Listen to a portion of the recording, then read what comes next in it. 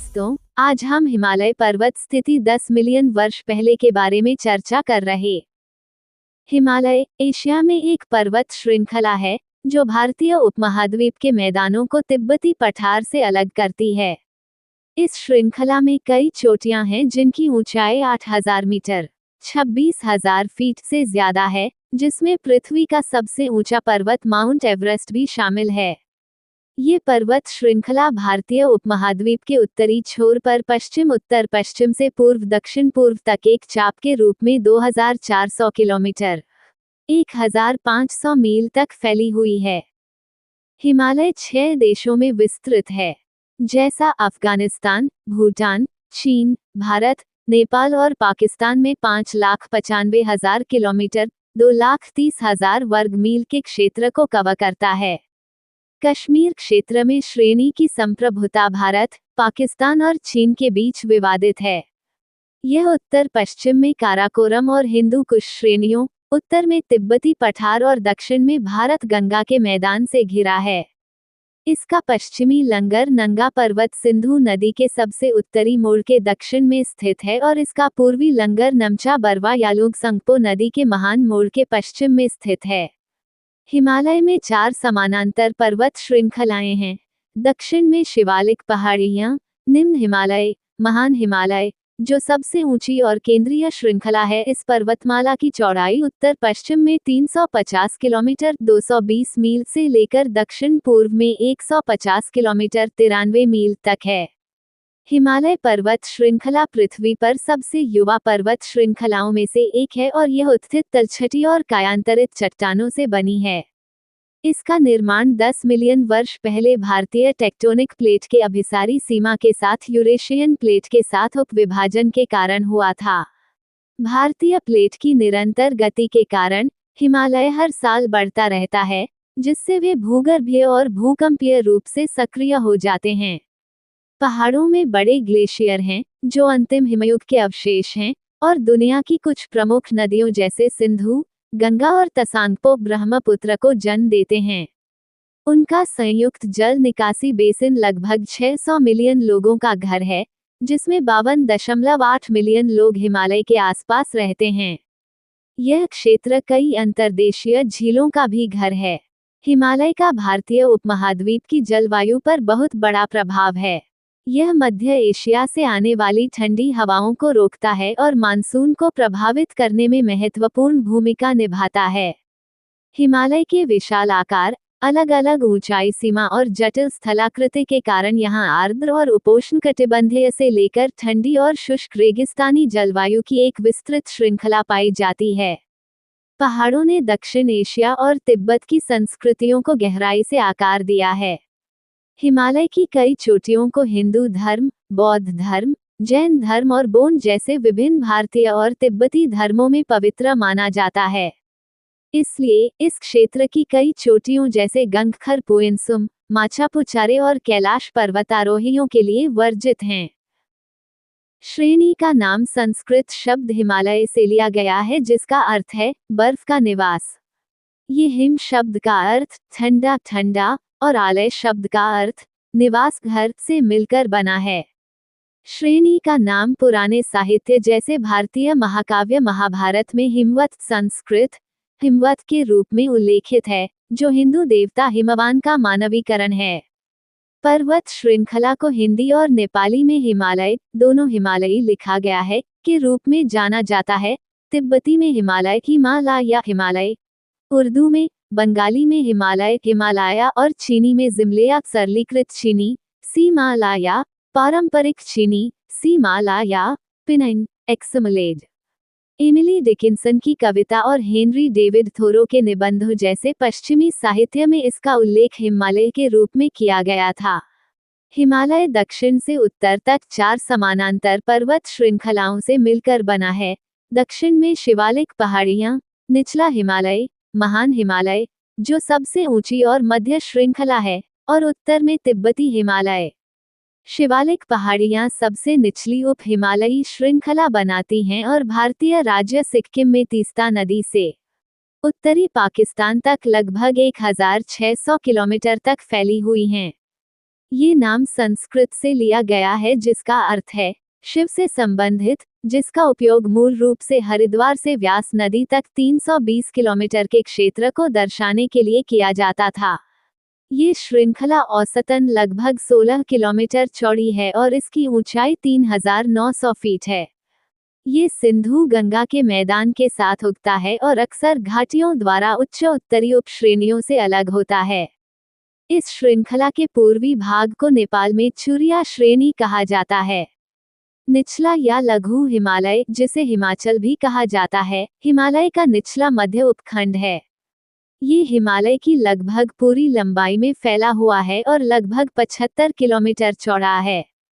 ये ज्यादातर चट्टानी सतहों से बना है और इसकी औसत ऊंचाई 14,800 फीट है। ग्रेटर हिमालय, जिसे हिमाद्री भी कहा जाता है, हिमालय का सबसे ऊंचा भाग है और यह उत्तरी पाकिस्तान से भारत में उत्तरी अरुणाचल प्रदेश तक लगभग 2,300 किलोमीटर तक फैला हुआ है। उप श्रेणी की औसत ऊंचाई 6,100 मीटर 20,000 फीट से अधिक है और इसमें एवरेस्ट सहित दुनिया की कई सबसे ऊंची चोटियां शामिल हैं। तिब्बती हिमालय, जिसे टेथिस के नाम से भी जाना जाता है, तिब्बत में हिमालय की सबसे उत्तरी उप श्रेणी बनाता है। अनुदैर्ध्य रूप से श्रेणी को मोटे तौर पर 3 क्षेत्रों में विभाजित किया जाता है: पश्चिमी, मध्य और पूर्वी। पश्चिमी हिमालय श्रेणी का सबसे पश्चिमी भाग बनाता है और उत्तर पश्चिम में पाकिस्तान अफगानिस्तान सीमा क्षेत्र के साथ सिंधु नदी के मोड़ से दक्षिण पूर्व में भारत में सतलुज नदी बेसिन तक लगभग 560 किलोमीटर तक फैला है। अधिकांश क्षेत्र भारत और पाकिस्तान के बीच विवादित कश्मीर क्षेत्र में भारतीय राज्य हिमाचल प्रदेश के कुछ हिस्सों में स्थित है। सिंधु पश्चिमी हिमालय और उत्तर में काराकोरम श्रेणी के बीच विभाजन बनाती है। पश्चिमी हिमालय में जांस्कर, पीर पंजाल श्रेणियां और शिवालिक और महान हिमालय के कुछ हिस्से शामिल हैं। पश्चिमी लंगर नंगा पर्वत 26,660 फीट पर इस क्षेत्र का सबसे ऊंचा बिंदु है। मध्य हिमालय या कुमाऊं उत्तर भारत के उत्तराखंड राज्य के साथ पूर्व में सतलुज नदी से पश्चिम में काली नदी तक लगभग 320 किलोमीटर तक फैला हुआ है। इस क्षेत्र में शिवालिक और महान हिमालय के हिस्से शामिल हैं। 7,900 फीट से कम ऊंचाई पर इस क्षेत्र में समशीतोष्ण जलवायु होती है और यहाँ स्थायी बस्तियां होती हैं। 14,100 फीट से अधिक ऊंचाई पर स्थायी बर्फ की टोपियां महान हिमालय को ढांक लेती हैं, जिनमें सबसे ऊंची चोटियां 25,646 फीट पर नंदा देवी और 25,446 फीट पर कामेट हैं।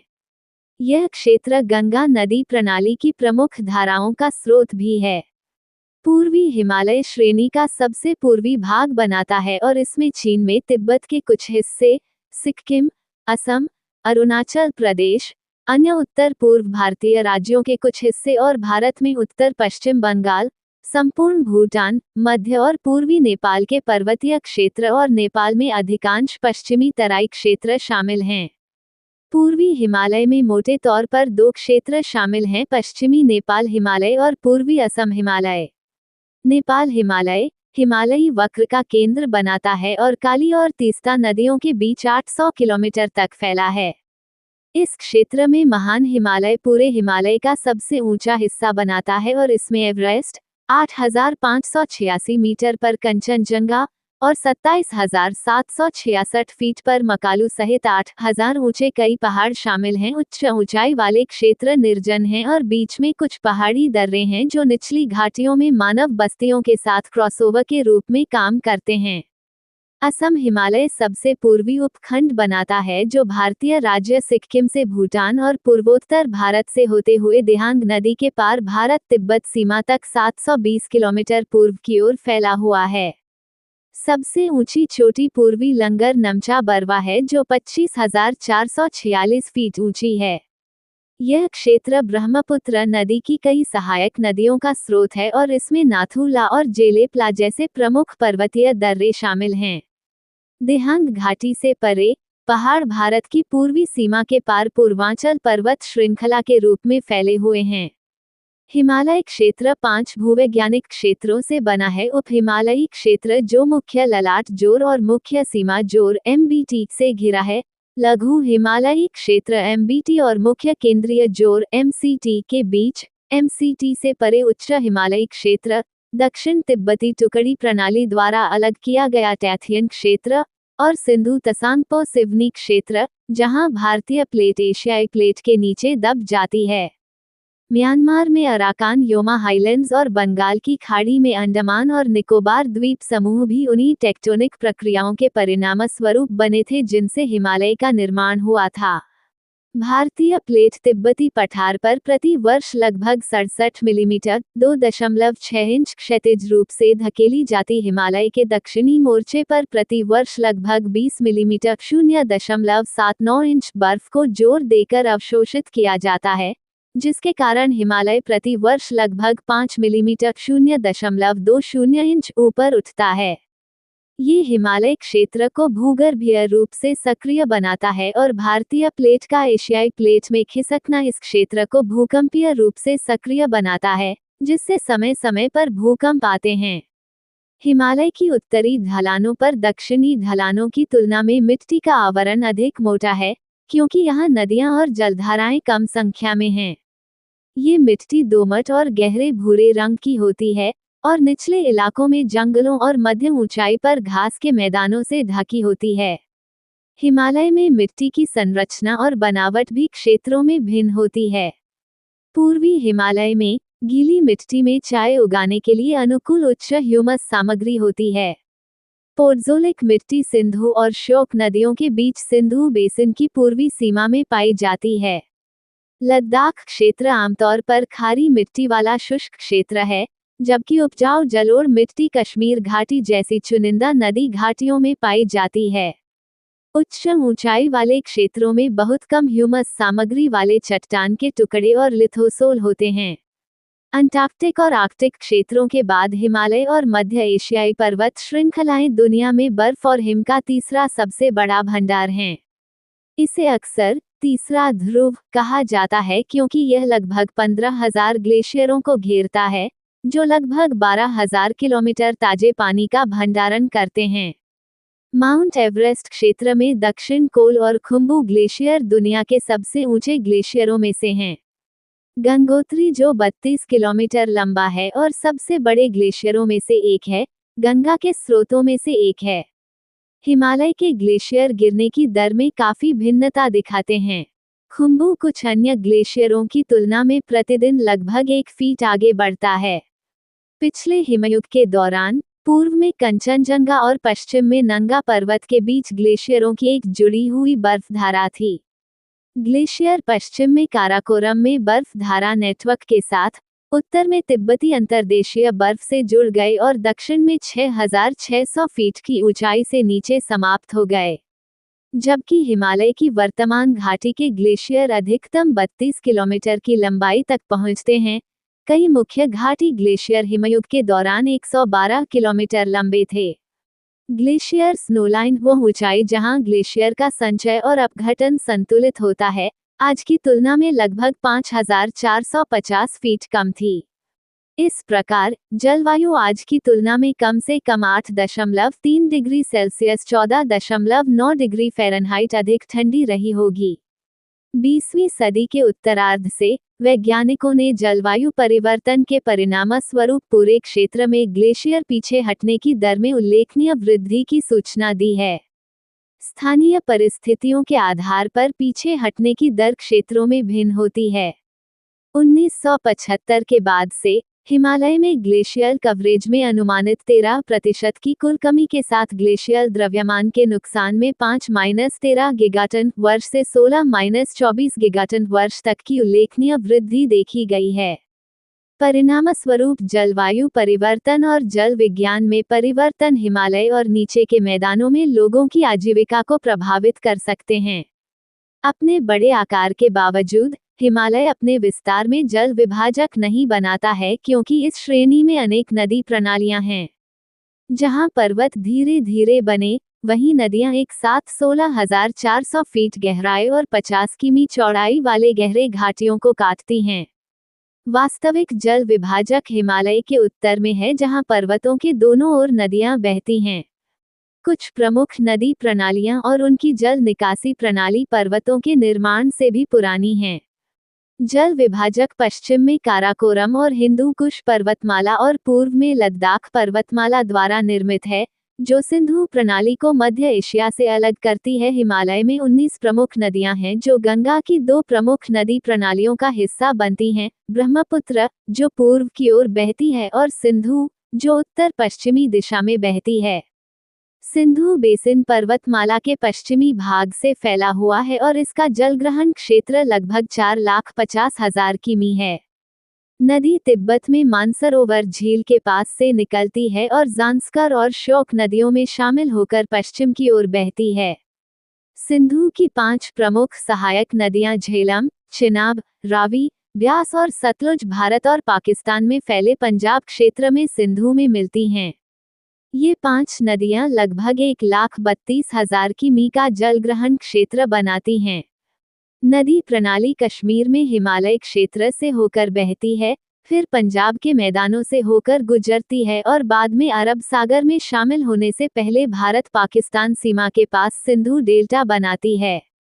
गंगा ब्रह्मपुत्र बेसिन हिमालय के उत्तर पूर्वी भाग से लेकर उसके पूर्वी किनारे तक फैला हुआ है। इस प्रणाली का औसत निस्सरण 3,31,200 वर्ग फुट है, जो विश्व की नदी प्रणालियों में तीसरा सबसे बड़ा है और प्रतिवर्ष लगभग 1.84 अरब टन गाद जमा करके ये दुनिया में सबसे बड़ा जलोढ़ निक्षेप बनाता है। गंगा 5 प्रमुख धाराओं से बनती है, जिनमें से प्रमुख हैं उत्तराखंड के गंगोत्री से निकलने वाली अलकनंदा और भागीरथी। अन्य हिमालयी नदियां जो गंगा की प्रमुख सहायक नदियां बनाती हैं उनमें यमुना, रामगंगा, घाघरा, राप्ती, गंडकी, बागमती और कोसी शामिल हैं, जो कुल मिलाकर लगभग 2,18,000 किमी क्षेत्र को जल से भरती हैं। ब्रह्मपुत्र तिब्बती क्षेत्र से निकलती है और पूर्व की ओर बहती हुई भारत में दक्षिण की ओर मुड़ जाती है। तीस्ता, रेदक, मानस ब्रह्मपुत्र की प्रमुख सहायक नदियां हैं और साथ मिलकर 1,84,000 किमी जलग्रहण क्षेत्र को जल से भरती हैं। गंगा और ब्रह्मपुत्र मिलकर गंगा ब्रह्मपुत्र डेल्टा बनाती हैं, जो भारत और बांग्लादेश में लगभग 60,000 किमी में फैला है और दुनिया में सबसे बड़ा है। ग्यालापेरी की उत्तरी ढलान और तसांगपो से आगे की चोटियां इरावदी नदी में मिलती हैं, जो पूर्वी तिब्बत से निकलती है और म्यांमार से दक्षिण की ओर बहती हुई अंडमान सागर में मिल जाती है। साल्विन, मेकांग, यांगिजी और येलो नदियां सभी तिब्बती पठार के कुछ हिस्सों से निकलती हैं, जो महान जल विभाजन के उत्तर में हैं। इन्हें हिमालयी जल क्षेत्र से अलग माना जाता है और इन्हें परी हिमालयी नदियां कहा जाता है। हिमालय क्षेत्र में विभिन्न ऊंचाइयों पर कई झीलें हैं, जिनमें एंडोर्फिक मीठे पानी और खारे पानी की झीलें शामिल हैं। झीलों का भूविज्ञान विभिन्न कारकों जैसे कि ऊंचाई, जलवायु, जल स्रोत और लिथोलॉजी के आधार पर भौगोलिक रूप से भिन्न होता है। टॉर्न 5,500 मीटर से ऊपर स्थित उच्च ऊंचाई वाली पहाड़ी झीलें हैं और मुख्य रूप से ग्लेशियरों के बर्फ पिघलने से बनती हैं। कम ऊंचाई वाली झीलों को बारिश, भूमिगत झरनों और धाराओं के संयोजन से फिर से भर दिया जाता है। हिमालयी बेसिन में बड़ी झीलें होलोसीन काल में बनी थीं, जब पानी दोशों में जमा हो गया था और बाद में पानी की आपूर्ति बंद हो गई थी। यहाँ 4,500 से अधिक ऊंचाई पर झीलें हैं, जिनमें से लगभग 12 बड़ी झीलें भारतीय हिमालय के कुल झील क्षेत्र के 75% से अधिक में योगदान करती हैं। भारत और चीन में फैली पेंगोंग झील 4,350 मीटर की ऊंचाई पर दुनिया की सबसे ऊंची खारी झील है और 700 किमी के सतह क्षेत्र के साथ इस क्षेत्र की सबसे बड़ी झीलों में से एक है। 189 किमी में फैली वुलर झील एशिया की सबसे बड़ी ताजे पानी की झीलों में से एक है। अन्य बड़ी झीलों में लद्दाख में तसो मोरिरी और तसो कार, जम्मू और कश्मीर में नीलनाग और तरसर झील, सिक्किम में गुरुडोंगमार, छोलहामू और तसो, हिमालय की कुछ झीलें ग्लेशियर झील के फटने से बाढ़ का खतरा पैदा करती हैं, क्योंकि पिछले 50 वर्षों में ग्लेशियर पिघलने के कारण इनका आकार काफी बढ़ गया है। जबकि ये झीलें कई तरह के पारिस्थितिकी तंत्रों और स्थानीय समुदायों का समर्थन करती हैं, उनमें से कई का जल विज्ञान और जैव विविधता के संदर्भ में खराब अध्ययन किया गया है। अपने स्थान और आकार के कारण हिमालय एक जलवायु अवरोधक के रूप में कार्य करता है, जो भारतीय उपमहाद्वीप और इस श्रेणी के उत्तर के क्षेत्रों की मौसम स्थितियों को प्रभावित करता है। पहाड़ 8 डिग्री से अधिक अक्षांश में फैले हुए हैं और इसलिए इसमें उपोष्णकटिबंधीय, समशीतोष्ण और अर्ध शुष्क सहित जलवायु क्षेत्रों की एक विस्तृत श्रृंखला शामिल है। किसी क्षेत्र में जलवायु ऊंचाई, अक्षांश और मानसून पर प्रभाव जैसे कारकों से निर्धारित होती है। आमतौर पर 5 मौसम होते हैं: ग्रीष्म, मानसून, शरद ऋतु या मानसून के बाद सर्दी और वसंत। अप्रैल मई में गर्मियों के बाद जून से सितंबर तक मानसून की बारिश होती है। मानसून के बाद का मौसम दिसंबर जनवरी में ठंडी सर्दियों की शुरुआत से पहले बारिश और बर्फबारी से काफी हद तक रहित होता। अपनी अधिक ऊंचाई के कारण ये श्रेणी उत्तर से भारतीय उपमहाद्वीप में ठंडी हवाओं के प्रवाह को रोकती है। इसके कारण उष्णकटिबंधीय क्षेत्र दुनिया में कहीं और की तुलना में दक्षिण एशिया में उत्तर की ओर अधिक दूर तक फैला हुआ है। ब्रह्मपुत्र घाटी के पूर्वी भाग में तापमान अधिक स्पष्ट है क्योंकि यह कम अक्षांश पर स्थित है और बंगाल की खाड़ी से आने वाली मजबूर हवा की गुप्त ऊष्मा के कारण जो हिमालय के पूर्वी लंगर, नमचा बरवा से आगे बढ़ने से पहले संघनित हो जाती है। इसके कारण स्थायी बर्फ रेखा दुनिया में सबसे ऊंची है, जो आमतौर पर लगभग 18,000 फीट है, जबकि कई भूमध्यरेखीय पर्वत जैसे न्यू गिनी, रवेंजोरस और कोलंबिया में बर्फ रेखा 3,000 फीट कम है। चूंकि पहाड़ों की भौतिक विशेषताएं अनियमित हैं, टूटी हुई दांतेदार रूपरेखा के साथ कम दूरी पर तापमान में व्यापक बदलाव हो सकते हैं। किसी स्थान पर तापमान मौसम, सूर्य के संबंध में अभिविन्यास और दिशा और पहाड़ के द्रव्यमान पर निर्भर करता है। चूंकि सूर्य तापमान में प्रमुख योगदान करता है, यह अक्सर सूर्य से प्राप्त विकिरण के सीधे आनुपातिक होता है, जिसमें अधिक सूर्य की रोशनी प्राप्त करने वाले चेहरों में उच्च ताप निर्माण होता है। खड़ी पहाड़ी चेहरों के बीच संकीर्ण घाटियों में मौसम की स्थिति दोनों किनारों पर काफी भिन्न हो सकती है। पहाड़ गर्मी द्वीपों के रूप में कार्य करते हैं और भारी पहाड़ आसपास के मुकाबले ज्यादा गर्मी को अवशोषित करते हैं और बरकरार रखते हैं, और इसलिए तापमान को सर्दियों के न्यूनतम से गर्मियों के अधिकतम तक बढ़ाने के लिए आवश्यक गर्मी की मात्रा को प्रभावित करते हैं। हिमालय में हर 980 फीट की ऊंचाई बढ़ने पर तापमान 2 डिग्री सेल्सियस कम हो जाता है। अधिक ऊंचाई पर हमेशा कम तापमान का अनुभव होता है। पूर्वी हिमालय में 6,381 फीट की ऊंचाई पर दार्जिलिंग में मई के महीने में औसत न्यूनतम तापमान 11 डिग्री सेल्सियस होता है, जबकि एवरेस्ट पर 16,000 फीट की ऊंचाई पर यह 22 डिग्री सेल्सियस दर्ज किया गया है। कम ऊंचाई पर गर्मियों के दौरान तापमान सुखद रूप से गर्म होता है। सर्दियों के दौरान पश्चिम से कम दबाव वाली मौसम प्रणालियां भारी बर्फबारी का कारण बनती हैं। वर्षा की 2 अवधियां होती हैं, जिनमें अधिकांश वर्षा ग्रीष्म ऋतु के बाद होती है और मध्यम मात्रा में सर्दियों के तूफानों के दौरान होती है। हिमालय श्रृंखला दक्षिण पश्चिम मानसूनी हवाओं के मार्ग में बाधा डालती है, जिससे ढलानों और नीचे के मैदानों में भारी वर्षा होती है। हिमालय का जलवायु पर प्रभाव मैदानी इलाकों में लाखों लोगों को प्रभावित करता है, क्योंकि मानसूनी वर्षा में परिवर्तनशीलता गीले और शुष्क वर्षों के पीछे मुख्य कारक है। चूंकि हिमालय मानसूनी हवाओं को ऊपर चढ़ने से पहले अधिकांश नमी छोड़ने के लिए मजबूर करता है, पहाड़ों के उत्तर में पहुंचते ही हवाएं शुष्क हो जाती हैं। इसके परिणामस्वरूप तिब्बती हिमालय और उससे आगे के पठार में शुष्क और हवादार ठंडी रेगिस्तानी जलवायु बनती है। इसने तकलामकान और गोबी जैसे मध्य एशियाई रेगिस्तानों के निर्माण में भी भूमिका निभाई। मानसून हिंद महासागर और मध्य एशिया के बीच गर्म होने और ठंडा होने की विभिन्न दरों के कारण शुरू होता है, जो प्रत्येक के ऊपर प्रचलित वायुमंडलीय दबाव में बड़े अंतर पैदा करता है। चूंकि मध्य एशियाई भूभाग गर्मियों में नीचे के महासागर की तुलना में गर्म होता है, दबाव में अंतर एक तापीय कम बनाता है। महासागर से नम हवा को मानसूनी हवाओं के कारण कम दबाव प्रणाली की ओर अंदर की ओर धकेला जाता है। जब हवा पहाड़ों के साथ ऊपर उठती है और संघनित होती है, तो ओरोग्राफिक प्रभाव के कारण ढलानों पर वर्षा होती है। मानसून मई के अंत में पर्वतमाला के पूर्वी किनारे पर शुरू होता है और जून और जुलाई में पश्चिम की ओर ऊपर की ओर बढ़ता है। पूर्व में भारी वर्षा होती है जो हवा के शुष्क होने पर पश्चिम की ओर उत्तरोत्तर कम होती जाती है।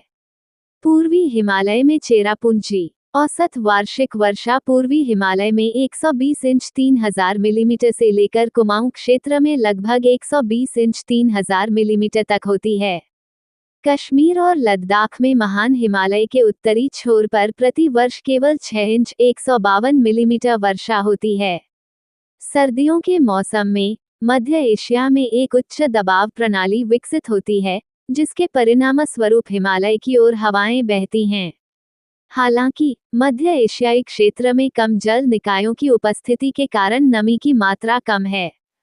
चूंकि संघनन उत्तर में अधिक ऊंचाई पर होता है, इसलिए सर्दियों की बारिश के दौरान पश्चिम में महान हिमालय में अधिक वर्षा होती है और पूर्व की ओर वर्षा कम हो जाती है। जनवरी में पूर्वी हिमालय में लगभग 1 इंच 25 मिलीमीटर की तुलना में कुमाऊं क्षेत्र में लगभग 3 इंच 76 मिलीमीटर वर्षा होती है। हिमालयी क्षेत्र में अत्यधिक संवेदनशील पारिस्थितिकी तंत्र है और यह जलवायु परिवर्तन के कारण सबसे अधिक प्रभावित क्षेत्रों में से एक है। 20वीं सदी के उत्तरार्ध से वैज्ञानिकों ने ग्लेशियर के पीछे हटने की दर में उल्लेखनीय वृद्धि और बहुत तेज दर से होने वाले परिवर्तनों की सूचना दी है। 2019 के आकलन के अनुसार हिमालयी क्षेत्र, जिसने प्रति दशक 0.1 डिग्री सेल्सियस तापमान वृद्धि का अनुभव किया था, पिछली आधी सदी में प्रति दशक 0.1 डिग्री सेल्सियस की बढ़ी हुई दर से गर्म हो रहा था। औसत गर्म दिन और रात भी प्रति दशक 1.2 दिन और 1.7 रात बढ़ गए थे, जबकि औसत ठंडे दिन और रात क्रमशः 0.5 और 1 घट गए थे। इसने प्रति दशक बढ़ते मौसम की लंबाई को भी 4.25 दिन बढ़ा दिया है। जलवायु परिवर्तन के परिणामस्वरूप अनियमित वर्षा, तापमान में बदलाव और भूस्खलन और बाढ़ जैसी प्राकृतिक आपदाएं हो सकती हैं। ग्लेशियरों के पिघलने में वृद्धि के साथ ग्लेशियर झीलों की संख्या में भी वृद्धि हुई है, जिनमें से कुछ खतरनाक बाढ़ की आशंका हो सकती है। क्षेत्र में औसत वार्षिक तापमान में निरंतर वृद्धि होने की उम्मीद है और इस क्षेत्र के 81% परमाफ्रॉस्ट के सदी के अंत तक नष्ट होने का अनुमान है। बढ़ती गर्मी और बर्फ के पिघलने से 2060 तक क्षेत्रीय नदी प्रवाह में तेजी आने का अनुमान है, जिसके बाद बर्फ की परतों और ग्लेशियर के द्रव्यमान में कमी के कारण इसमें गिरावट आएगी। चूंकि वर्षा में एक साथ वृद्धि होने का अनुमान है, इसलिए मानसून से पोषित पूर्वी हिमालयी नदियों के लिए वार्षिक नदी प्रवाह काफी हद तक अप्रभावित रहेगा, लेकिन पश्चिमी हिमालयी नदियों में प्रवाह कम हो जाएगा। लगभग 1 अरब लोग पहाड़ के दोनों ओर रहते हैं और जलवायु परिवर्तन के प्रभाव से ग्रस्त हैं। इसमें पहाड़ों में रहने वाले लोग शामिल हैं, जो तापमान में बदलाव और अन्य बायोटा के कारण अधिक असुरक्षित हैं। भूटान, नेपाल, बांग्लादेश, भारत और पाकिस्तान सहित हिमालयी क्षेत्र के देश जलवायु परिवर्तन के कारण वैश्विक दक्षिण में सबसे असुरक्षित देशों में से हैं। तापमान वृद्धि से उत्तर में मलेरिया और डेंगू जैसे उष्णकटिबंधीय रोगों की घटनाएं बढ़ जाती हैं। चरम मौसम की घटनाएं पीने के पानी की कमी और संदूषण, प्रदूषण, रसायनों के संपर्क में आने और फसलों के विनाश और सूखे के कारण प्रत्यक्ष और अप्रत्यक्ष रूप से शारीरिक नुकसान पहुंचा सकती हैं। जलवायु परिवर्तन क्षेत्र के वनस्पतियों और जीवों को भी प्रभावित करता है। इससे जानवर मनुष्यों के साथ संघर्ष में आ जाते हैं, क्योंकि मनुष्य जानवरों के क्षेत्रों पर अतिक्रमण कर सकते हैं और जानवर भोजन की तलाश में मानव आवासों में प्रवेश कर सकते हैं, जिससे स्थानीय आबादी का आर्थिक नुकसान बढ़ सकता है। हिमालयी राष्ट्र पेरिस समझौते के हस्ताक्षरकर्ता हैं, जिसका उद्देश्य जलवायु परिवर्तन शमन और अनुकूलन है। क्रियाओं का उद्देश्य उत्सर्जन को कम करना, नवीकरणीय ऊर्जा का उपयोग बढ़ाना और टिकाऊ पर्यावरणीय प्रथाओं को अपनाना है। चूंकि स्थानीय आबादी जलवायु में बदलावों के प्रभाव जैसे तापमान और वर्षा में बदलाव और वनस्पति में बदलाव का अनुभव करती है, इसलिए उन्हें इसके लिए अनुकूलित होने के लिए मजबूर होना पड़ता है। इससे जलवायु परिवर्तन के प्रभाव और फसल चक्रों में बदलाव, सूखा प्रतिरोधी फसलों की शुरुआत और नए पेड़ों के रोपण जैसे अनुकूलन के बारे में जागरूकता बढ़ी है। इससे बाढ़ को रोकने और कृषि में सहायता के लिए अधिक बांधों, नहरों और अन्य जल संरचनाओं का निर्माण भी हुआ है। भूस्खलन को रोकने के लिए बंजर भूमि पर नए वृक्षारोपण, हालांकि वित्त पोषण की कमी, जागरूकता, प्रौद्योगिकी तक पहुंच और सरकारी नीति इसके लिए बाधाएं हैं। हिमालयी क्षेत्र इंडोमालन क्षेत्र से संबंधित है। हिमालय की वनस्पतियां और जीव जंतु जलवायु और भूविज्ञान के आधार पर क्षेत्रों में व्यापक रूप से भिन्न होते हैं। हिमालय कई जैव विविधता वाले हॉटस्पॉट का घर है और यह पौधों की अनुमानित 35,000 अधिक प्रजातियों और जानवरों की 200 अधिक प्रजातियों का घर है। 1998 से हर साल औसतन 35 नई प्रजातियां पाई गई हैं। इस क्षेत्र में 4 प्रकार की वनस्पतियां पाई जाती हैं: उष्णकटिबंधीय और उपोष्णकटिबंधीय, समशीतोष्ण, शंकुधारी और घास के मैदान। उष्णकटिबंधीय और उपोष्णकटिबंधीय चौड़े पत्ते वाले जंगल ज्यादातर पूर्वी और मध्य हिमालय के उच्च तापमान और आर्द्र क्षेत्रों और पश्चिम में कश्मीर के कुछ हिस्सों तक सीमित हैं। एंजियोस्पर्म की लगभग 4,000 प्रजातियां हैं, जिनमें प्रमुख वनस्पतियों में डिप्टेरोकार्पस और 7,900 फीट से नीचे की ऊंचाई पर झझरा मिट्टी पर सीलोन आयरनवुड और 5,600 फीट के बीच लिथोसोल पर ओक और भारतीय हॉर्स चेस्टनट शामिल हैं। हिमालयी उपोष्णकटिबंधीय देवदार के जंगल, जिनमें हिमालयी स्क्रू पाइन के पेड़ 13,000 फीट से ऊपर पाए जाते हैं। समशीतोष्ण वन 11,200 फीट की ऊंचाई पर पाए जाते हैं, जबकि दक्षिण पूर्व से उत्तर पश्चिम की ओर उच्च अक्षांश की ओर बढ़ते हैं। पूर्वी और पश्चिमी हिमालयी चौड़ी पत्ती वाले जंगल, जिनमें साल के पेड़ होते हैं, पारिस्थितिकी तंत्र पर हावी हैं। अधिक ऊंचाई पर पूर्वी और पश्चिमी हिमालयी उपअल्पाइन शंकुधारी वन पाए जाते हैं, जिनमें विभिन्न शंकुधारी पेड़ पाए जाते हैं। चीड़ की चीड़ प्रमुख प्रजाति है, जो 3,000 फीट की ऊंचाई पर पाई जाती है। अन्य प्रजातियों में देवदार शामिल है, जो 8,900 फीट की ऊंचाई पर उगता है। नीला चीड़ और मोरिंडा स्प्रूस 9,800 फीट के बीच होता है। अधिक ऊंचाई पर पेड़ों के ऊपर अल्पाइन झाड़ियां और घास के मैदान पाए जाते हैं। पूर्वी हिमालयी अल्पाइन झाड़ी और घास के मैदान 13,800 फीट के बीच फैले हुए हैं और पश्चिमी हिमालयी अल्पाइन झाड़ी और घास के मैदान 14,800 फीट की ऊंचाई पर पाए जाते हैं। प्रमुख वनस्पतियों में जूनिपरस, सूर्य के सामने चट्टानी इलाके में रोडोडेंड्रोन, उच्च ऊंचाई पर विभिन्न फूल वाले पौधे और नम छायादार क्षेत्रों में काय और लाइकन शामिल हैं। पश्चिमी हिमालय के कम वर्षा वाले क्षेत्रों में कांटेदार और अर्ध रेगिस्तानी वनस्पतियों के साथ कुछ क्षेत्रों में बिखरे हुए घास के मैदान पाए जाते हैं। ऊंचाई वाले पर्वतीय क्षेत्र ज्यादातर बंजर हैं या सबसे अधिक बिखरी हुई झाड़ियों से भरे हैं। हिमालय विभिन्न औषधीय पौधों का घर है, जैसे एबी स्पिंड्रो ब्रोंकाइटिस के इलाज के लिए प्रयोग किया जाता है, एंड्रिकने कॉर्डिफोलिया सांप के काटने के लिए प्रयोग किया जाता है और कैलिकार्पा आर्बोरिया त्वचा रोगों के लिए प्रयोग किया जाता है। हिमालय में पौधों की लगभग 5वीं प्रजातियां औषधीय प्रयोजनों के लिए उपयोग की जाती हैं। जलवायु परिवर्तन, अवैध वनों की कटाई और गैर देशी प्रजातियों के परिचय ने इस क्षेत्र की वनस्पतियों पर प्रभाव डाला है। तापमान में वृद्धि के परिणामस्वरूप विभिन्न प्रजातियां अधिक ऊंचाई पर चली गई हैं और जल्दी फूल और फल लग रहे हैं। जानवरों की कई प्रजातियां उष्णकटिबंधीय क्षेत्रों से हैं, जिन्होंने हिमालय पर्वतमाला में विभिन्न स्थितियों के अनुकूल खुद को ढाल लिया है। पूर्वी हिमालय की कुछ प्रजातियां पूर्व और दक्षिण पूर्व एशिया में पाई जाने वाली प्रजातियों के समान हैं, जबकि पश्चिमी हिमालय के जानवरों में मध्य एशिया और भूमध्य सागरीय क्षेत्र की प्रजातियों की विशेषताएं हैं। जिराफ और दरियाई घोड़े जैसी प्रजातियों के जीवाश्म तलहटी में पाए गए हैं, जो कुछ समय पहले अफ्रीकी प्रजातियों की मौजूदगी का सुझाव देते हैं। भारतीय हाथी और भारतीय गैंडे जैसे बड़े स्तनधारी पूर्वी और मध्य हिमालय में घने जंगलों वाले नम पारिस्थितिकी तंत्रों तक ही सीमित हैं। इस क्षेत्र में पाई जाने वाली कई पशु प्रजातियां अनोखी और इस क्षेत्र की स्थानिक या लगभग स्थानिक हैं। हिमालय में पाई जाने वाली अन्य बड़ी पशु प्रजातियों में एशियाई काला भालू, क्लाउडेड तेंदुआ और शाकाहारी जानवर जैसे कि भारल, हिमालयन तहर, ताकिन, हिमालयन सिरो, हिमालयन कस्तूरी मृग और हिमालयन गोरल शामिल हैं। अधिक ऊंचाई पर पाए जाने वाले जानवरों में भूरा भालू और मायावी हिम तेंदुआ शामिल हैं, जो मुख्य रूप से भारल पर भोजन करते हैं। लाल पांडा पूर्वी हिमालय के मिश्रित पर्णपाती और शंकुधारी जंगलों में पाया जाता है और हिमालयन वाटरशू नदी के किनारों पर पाए जाते हैं। तराई के जंगलों में कई अलग अलग प्राइमेट रहते हैं, जिनमें लुप्तप्राय जीका गोल्डन लंगूर और कश्मीर ग्रे लंगूर शामिल हैं, जो क्रमशः हिमालय के पूर्व और पश्चिम में अत्यधिक प्रतिबंधित सीमाओं के भीतर हैं।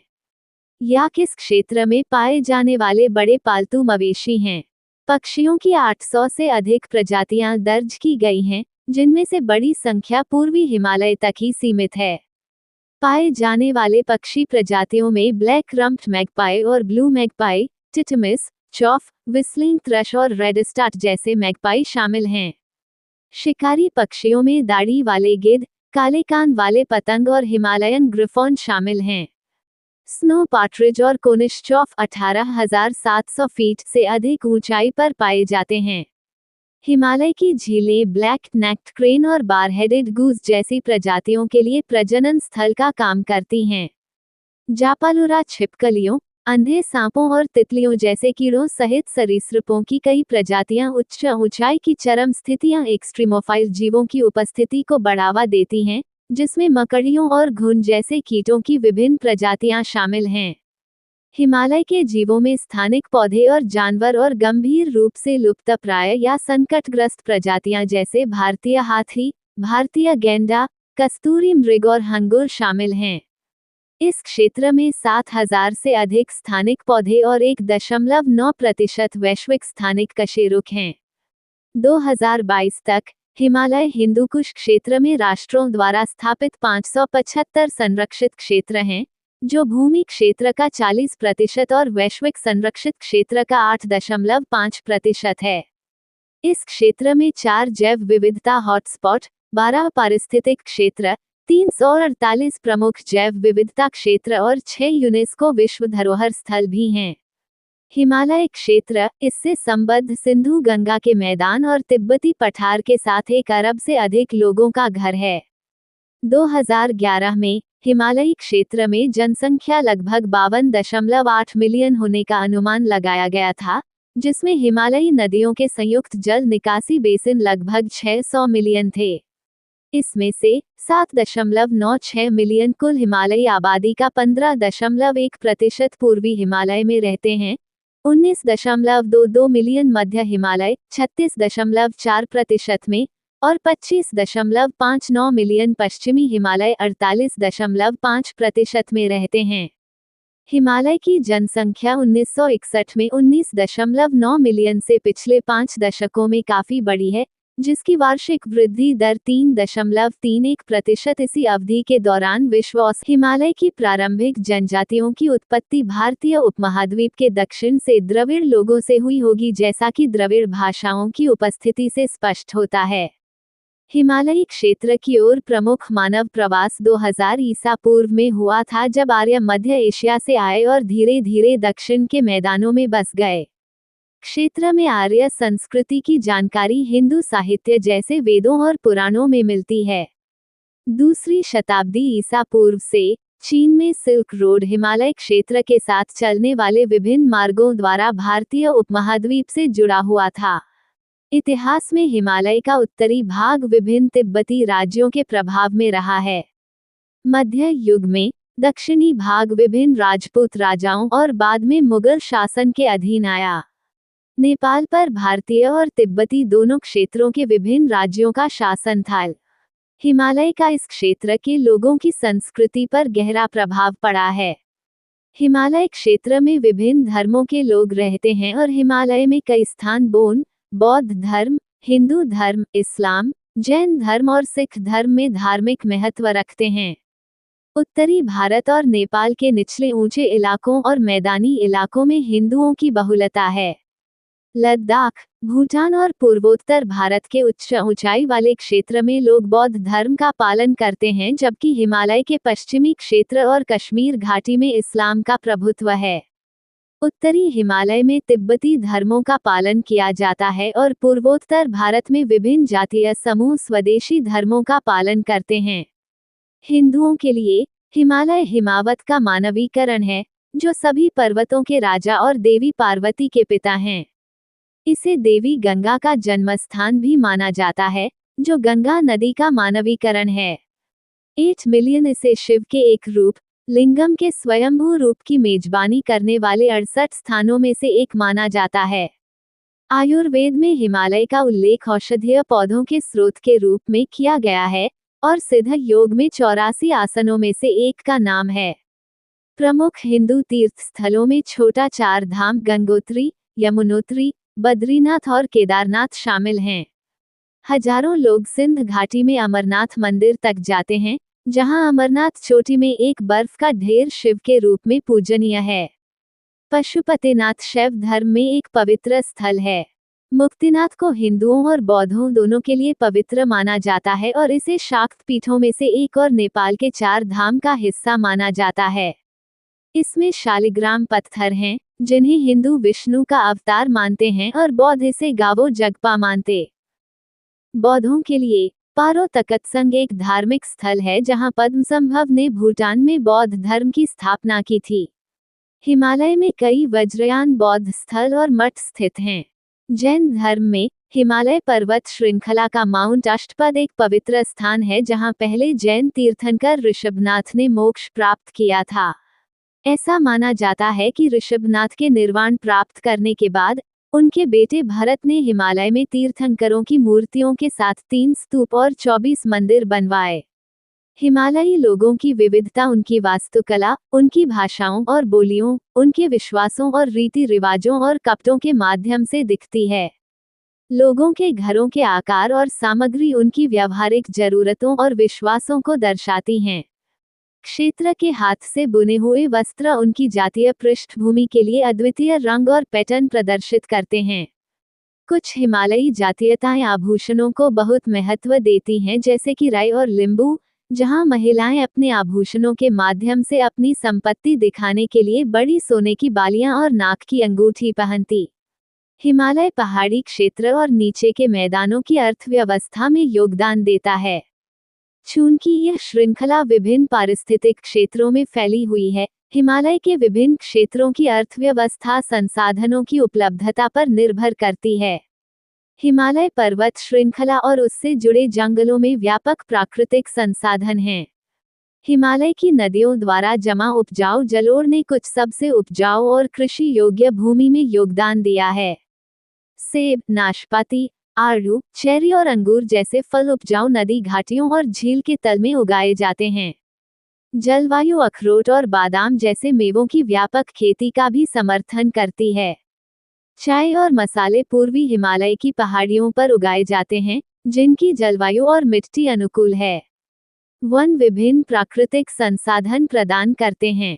हिमालय की नदियों के प्रवाह की उच्च दर के कारण सिंचाई सुविधाओं के विकास और पनबिजली के उत्पादन के लिए कई स्थानों पर उन पर बांध बनाए गए हैं। कई खानाबदोश और पशुचारण करने वाली जनजातियां हिमालय की श्रेणियों के साथ पशुधन पालती हैं। वे वसंत के बाद के मौसम में चरने के लिए ऊंचे स्थानों पर चले जाते हैं, जब नए चारागाह बनते हैं और सर्दियों के दौरान कम ऊंचाई पर लौट आते हैं। यह क्षेत्र खनिजों से भी समृद्ध है, हालांकि पहुंच एक मुद्दा रहा है। पश्चिमी हिमालय में कोयला जम्मू क्षेत्र में, बॉक्साइट, तांबा और लौह अयस्क कश्मीर घाटी में, बोरेक्स और सल्फर लद्दाख में और नीलम जैसे अर्धकीमती पत्थर ज़ांस्कर रेंज में पाए जाते हैं। पूर्वी हिमालय में जिप्सम, अभ्रक, ग्रेफाइट, कोयला और विभिन्न धातु अयस्कों के भंडार हैं। हिमालय की निचली श्रृंखलाओं पर कई हिल स्टेशन और धार्मिक केंद्र हैं और इसलिए पर्यटन इस क्षेत्र में एक महत्वपूर्ण आर्थिक गतिविधि है। प्रमुख चोटियों की उपस्थिति के कारण पर्वतारोहण मध्य हिमालयी क्षेत्र में आय और रोजगार का एक प्रमुख स्रोत बन गया है। हालांकि पर्यटकों की बढ़ती आमद और संबंधित बुनियादी ढांचा परियोजनाओं के कारण नाजुक पारिस्थितिकी तंत्र पर दबाव पड़ा है और प्राकृतिक संसाधनों में कमी आई है। हाल के वर्षों में एक विकल्प के रूप में सतत पर्यटन पर विचार किया गया है। जनसंख्या की बढ़ती वृद्धि के परिणामस्वरूप कृषि के लिए वन क्षेत्र में कमी आई है और जलाऊ लकड़ी और इमारती लकड़ी जैसी अन्य आवश्यकताएं भी पूरी नहीं